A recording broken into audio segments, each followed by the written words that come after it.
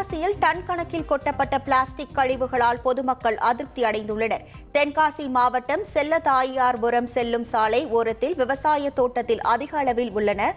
விவசாய தோட்டங்களுக்கு செல்லும் பகுதியில் தனிநபருக்கு சொந்தமான இடத்தில் டன் கணக்கில் பிளாஸ்டிக் குப்பை கழிவுகள் கொட்டப்பட்டு வருகின்றன.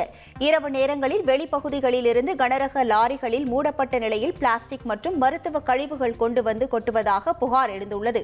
இதுகுறித்து சம்பந்தப்பட்ட கிராம நிர்வாக அலுவலரிடம் தெரிவித்த போதும் எந்தவித நடவடிக்கையும் இல்லை.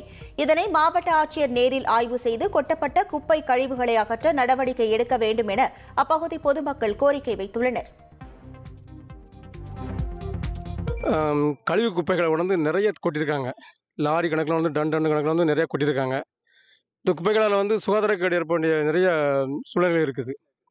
எப்படின்னு கேட்டிங்கன்னா, அதில் இப்போ மழை நேரங்கிறதுனால தண்ணீர் பெருகி அதில் அந்த இதை கெட்ட வாடை அடித்து ரொம்ப சுமல் வருது.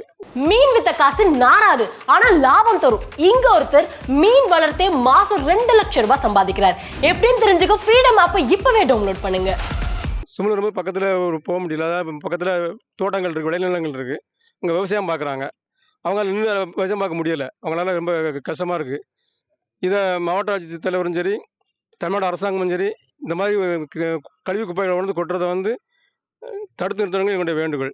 இது கேரளா குப்பையா இல்லை பக்கத்தில் உள்ள குப்பையாங்கன்னு தெரியல.